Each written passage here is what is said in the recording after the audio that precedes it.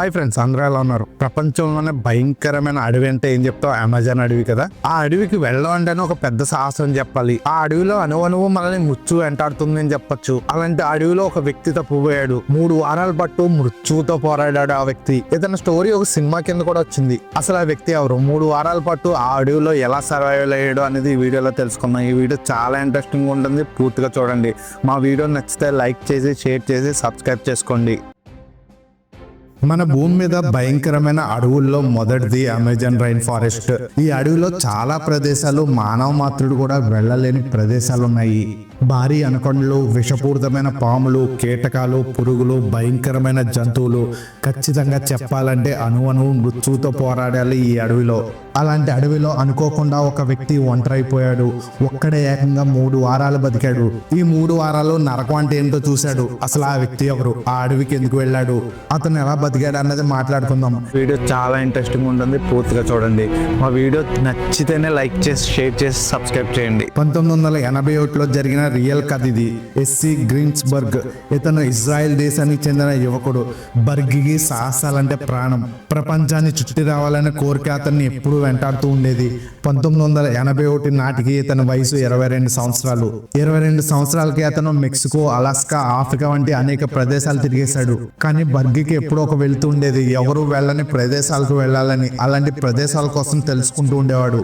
ఎప్పుడు అవే ఆలోచనతో ఉండేవాడు. ఒక రోజు అతనికి దక్షిణ అమెరికాలోని బొలీవియా అడవుల గురించి తెలిసింది. బొలీవియా అడవులు అమెజాన్ రైన్ ఫారెస్ట్ లో ఉంటాయి. దీంతో అమెజాన్ రైన్ ఫారెస్ట్ గురించి తెలుసుకోవడం మొదలుపెట్టాడు. అమెజాన్ నదీ పరిసర ప్రాంతాల గురించి, అక్కడ రహస్యాల గురించి, మనల్ని మాయ చేసే చెట్ల గురించి, ఇంకా చాలా విషయాలు అతన్ని అమృతంగా ఆకర్షించాయి. అమెజాన్ ఫారెస్ట్ గురించి తెలుసుకున్న బర్గ్ ఎలా అయినా అడవిలోకి వెళ్ళి వాటిని స్వయంగా చూడాలని, ఆ ప్రకృతిలోని వింతలను కళ్ళారా చూడాలని డిసైడ్ అయ్యాడు. ఎస్సీ తన స్నేహితులను కెవిన్ మార్కస్ను కూడా తనతో పాటు రావాలని కోరాడు. కెవిన్ ఒక మంచి ఫోటోగ్రాఫర్. మార్కస్కి అయితే కొత్త విషయాలు తెలుసుకోవడం అంటే చాలా ఇష్టం. ఎస్సీ అడగగానే వీళ్ళిద్దరూ ఒప్పుకున్నారు. బొలీవియా బయలుదేరారు. దారి మధ్యలో అక్కడే వీళ్ళకి కావాల్సిన కొన్ని వస్తువులు, కొంత ఫుడ్ తీసుకున్నారు. బొలీవియాలోని లాపజ్ నగరానికి చేరుకున్న తర్వాత వారు కార్ల్ అనే ఆస్ట్రియన్ గైడ్ను కలిశారు. కార్ల్ తన అమెజాన్ అడవుల గురించి బాగా తెలిసిన వ్యక్తినని, నాకు అడవిలో ఎలాంటి మనుగడ సాగించాలో తెలుసని, అక్కడ జరిగే ప్రమాదాలను ఎలా ఎదుర్కోవాలో నాకు తెలుసని చెప్పాడు.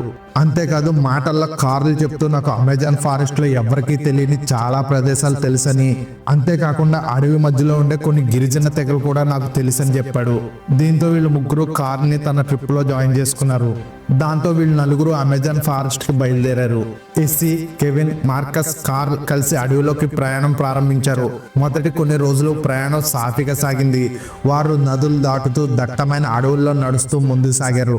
కార్ల్ వారికి అడవిలో దొరికే ఆహారం గురించి, జంతువుల గురించి, మొక్కల గురించి వివరించాడు. అయితే రోజులు గడిచే కొద్దీ వారి ప్రయాణం మరింత కష్టతరమైంది. నదీ ప్రవాహాలు ఎక్కువయ్యాయి. అడవులు మరింత దట్టంగా మారాయి. దోమలు, ఇతర కీటకాలు వారిని తీవ్రంగా ఇబ్బంది పెట్టాయి. ప్రమాదకరమైన జంతువుల దాడిలో కనిపించడంతో వారు మరింత జాగ్రత్తగా ఉండవలసి వచ్చింది. అంతేకాదు వారు తెచ్చుకున్న ఫుడ్ కూడా తక్కువైపోయింది. చుట్టుపక్కల కూడా వీళ్ళకి ఎక్కడా ఫుడ్ దొరకలేదు. కార్లు చెప్పినట్టు ఎక్కడైనా గిరిజన కుటుంబాలు ఉంటాయి, అక్కడ ఆగితే ఫుడ్ దొరుకుతుందని వాళ్ళు అనుకుని నడక మొదలు పెట్టారు ముందుకి. కానీ కొంచెం దూరం వెళ్ళాక కార్ల కాళ్ళు సహకరించడం లేదు. ఇంకా నా వల్ల కాదని చెప్పడంతో మార్కస్ కూడా ఇంకా నా వల్ల కాదు అన్నాడు. ఎందుకంటే వాళ్ళకి అప్పటికే కాళ్ళలో ఇన్ఫెక్షన్ అనేది మొదలైంది. దాంతో ఎస్సీ, కెవిన్ అయితే మీరు వెనకకు వెళ్ళిపోతారని అడిగారు.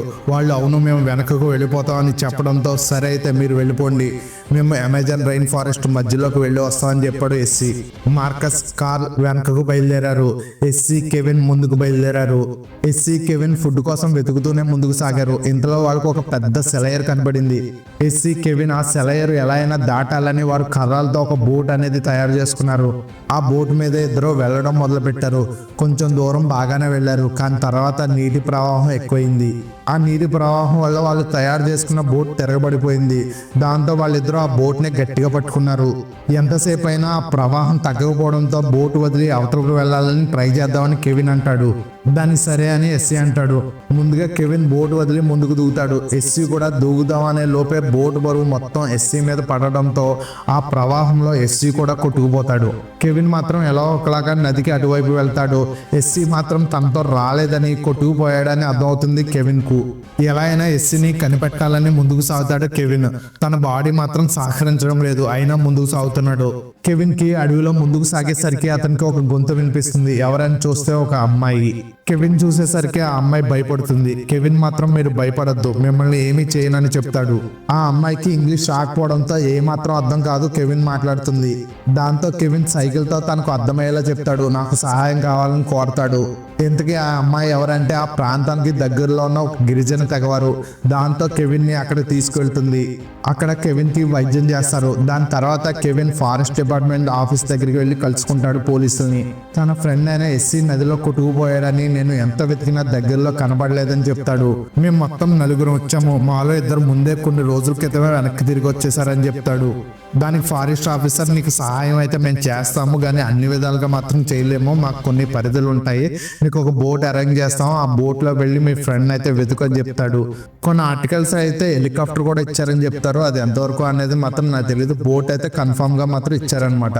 ఆ బోట్ లో వెళ్ళి నువ్వు మీ ఫ్రెండ్ అని వెతుకు అని చెప్తారు. దాంతో కెవిన్ ఆ బోట్ లో ఎస్సీ కోసం బయలుదేరతాడు. కెవిన్ స్టోరీ ఎలా ఉంటే ఎస్సీ నదిలో కొట్టుకుపోయి రాళ్ల గుద్దుకుంటూ నీటిలో కొట్టుకుపోతున్నాడు. చివరికి అతనికి ఒక చెట్టు కొమ్మను పట్టుకుని ఒడ్డుకు చేరుకున్నాడు. తనతో పాటే తన బ్యాగ్ కూడా కొట్టుకొస్తుంది. ఆ బ్యాగ్ లో కొద్దిగా food, raincoat and water ఉంటుంది. ఇంకా చేసేది ఏం లేక ఆ బ్యాగ్ తగిలించుకుని కెవిన్ ని వెతకడం కోసం బయలుదేరతాడు. రోజులు గడుస్తున్నాయి. ఒక పక్క కెవిన్ ఎస్సీ కోసం వెతకడం మొదలుపెట్టాడు. అతను తన దగ్గర ఉన్న కొద్దిపాటి ఆహారాన్ని, నీటిని జాగ్రత్తగా వాడుకోవాలని నిర్ణయించుకున్నాడు. అతను అడవిలో దొరికే పండ్లు, పురుగులు, గుడ్లు తింటూ ముందుకు సాగుతున్నాడు. నదిలో నీరు తాగుతూ దాహం తీర్చుకుంటున్నాడు. అడవిలో ఒంటరిగా ఉండడం చాలా కష్టంగా ఉంది ఎస్సీకి. దోమలు, ఇతర కీటకాలు అతన్ని నిద్రపోనివ్వడం లేదు. జాగ్వర్ వంటి ప్రమాదకరమైన జంతువుల శబ్దాలు అతన్ని భయపెట్టాయి. అతను రాత్రులు నిద్ర లేకుండా అప్రమత్తంగా ఉండాల్సి వచ్చింది చాలా రోజులు. ఒక రోజు అడవిలో నడుస్తున్నప్పుడు అతను బురదలో కూరుకుపోయాడు. బయటికి రావడానికి చాలా ప్రయత్నించాడు కానీ సాధ్యం కాలేదు. అతను తన బలం మొత్తం ఉపయోగించి చివరికి బురద నుంచి బయటపడ్డాడు. కానీ అతను పూర్తిగా అలసిపోయాడు. తన శరీరం అస్సలు సహకరించలేదు. అంతలో దారిలో మరొక సెలయేరు వచ్చింది. దాన్ని దాటడానికి ప్రయత్నించేస్తే మరోసారి నదిలో కొట్టుకుపోయాడు. మరలా ఒక చోట మళ్ళీ వచ్చి ఆగాడు. ఎస్సీ తన శరీరం తట్టుకోలేకపోయింది. తన కాళ్ళు మొత్తం ఇన్ఫెక్షన్ అయిపోయాయి. అస్సలు నడవనివ్వడం లేదు. చాలా అంటే చాలా నొప్పి పుడుతుంది ఆ కాళ్ళు ముందుకు సాగాలంటే.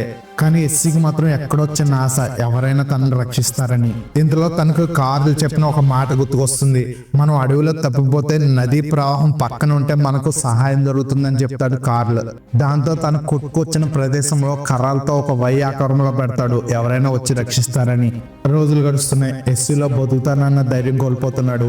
అక్కడే దొరికే ఆకులు, వేర్లు మరియు కొన్ని చిన్నపాటి పండ్లు తింటున్నాడు. ఒక్కొక్కసారి కీటకాలు, పాములు, పురుగులను తినాల్సిన పరిస్థితి కూడా వచ్చింది చాలాసార్లు. ఒకసారి అయితే అతనికి పెద్ద పాము కనబడగానే పరిగెత్తుకుంటూ తప్పించుకుపోయాడు. అడవిలోని క్రూర మృగాల ధ్వని రాత్రి వేళ భయానకంగా మారేది అతనికి. తీవ్ర చలి, భయంకరమైన వర్షాలు అతని శరీరాన్ని తీవ్రమైన బాధకు గురి చేశాయి. అతని గోళ్ళు ఊడిపోయాయి, శరీరంపై గాయాలు ఏర్పడ్డాయి. ఒక రాత్రి ఒక పెద్ద జాగ్వర్ తన ఎదురుగా నిలబడింది. ఏ దారి లేక ఎస్సీ భయంతో మంట వేసి అగ్ని ద్వారా ఆ జంతువును తరిమాడు. రోజులు గడిచే కొద్దీ ఇంకా బతకనని అర్థమైపోయింది ఎస్సీకి. ఎలాగైనా ఈ ఒడ్డునే ఉందామని అనుకుంటాడు. రోజు ఆ నది ఒడ్డునే చనిపోయే స్థితిలో ఉండగా అతనికి కొన్ని శబ్దాలు వినపడ్డాయి. అతి బలవంతంగా తన కళ్ళు విప్పి చూశాడు. తన ముందు కెవిన్ నది మీద వెళ్తున్నట్టు కనిపించాడు. ఓపిక చేసుకుని లేచి చాలా గట్టిగా అరవడం మొదలుపెట్టాడు. ఆ అరుపులకు కెవిన్ వెనక్కి చూశాడు. వెనకాతల ఎస్సీ. వెంటనే బోట్ వెనక్కి తిప్పి ఎస్సీని రక్షించాడు. తర్వాత ఎస్సీకి మెరుగైన చికిత్స అందజేశారు. చనిపోతాడు అనుకున్న ఎస్సీ బతికాడు. ఎస్సీని రక్షించిన తర్వాత అతన్ని ఆసుపత్రికి తరలించారు. అతను చాలా రోజుల పాటు ఆసుపత్రిలో చికిత్స పొందాడు. అతని శరీరం కోలుకోవడానికి చాలా సమయం పట్టింది. ఒంటరిగా ఒక రోజు కూడా బతకలేని అడవిలో ఏకంగా 3 వారాలు బతికాడు ఎస్సీ. నేను చిన్నప్పటి నుంచి ఒక మాట అయితే ఎక్కువగా విన్నా, ఈ భూమి మీద నోకలుంటే ఎలా అయినా ఈ భూమి మీద బతికేస్తారని చెప్తారు. ఆ విధంగానే ఎస్సీ కూడా బతికేశాడు. బతకడమే కాదు, తన అమెజాన్ ఫారెస్ట్ లో పడిన బాధలు, సాహసాలు, జరిగిన సంఘటనల గురించి ఒక బుక్ కూడా రాశాడు. ఆ బుక్ ఆధారంగా ఒక సినిమా కూడా తీశారు. ఆ సినిమానే 2017లో వచ్చిన జంగిల్ సినిమా. ఆ బుక్ పేరు కూడా జంగిల్నే. తన ఫ్రెండ్ కోసం వెనక్కి వెళ్ళి మరీ రక్షించడం అంటే మామూలు విషయం కాదు. బతకడం ఎస్సీ గొప్పతనం అయితే తనని రక్షించడం కెవిన్ యొక్క గొప్పతనం.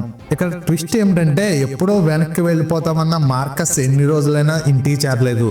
అంతేకాదు తనతో ఉన్న కార్లు కూడా వీళ్ళకి కనపడలేదు. వీళ్ళకి ఏమైందని ఎంక్వైరీ చేయగా కార్ల్ అనే వ్యక్తి చాలా పెద్ద క్రిమినల్ అని తెలిసింది, కానీ వీళ్ళిద్దరూ మాత్రం కనపడలేదు. వీళ్ళకి ఏమైందో కూడా తెలియదు. పోలీసులు అన్ని విధాలా ప్రయత్నించినా వీళ్ళిద్దరూ అయితే కనిపించలేదు. మా వీడియో నచ్చింది అనుకుంటున్నాం. నచ్చితే లైక్ చేసి సబ్స్క్రైబ్ చేసుకోండి.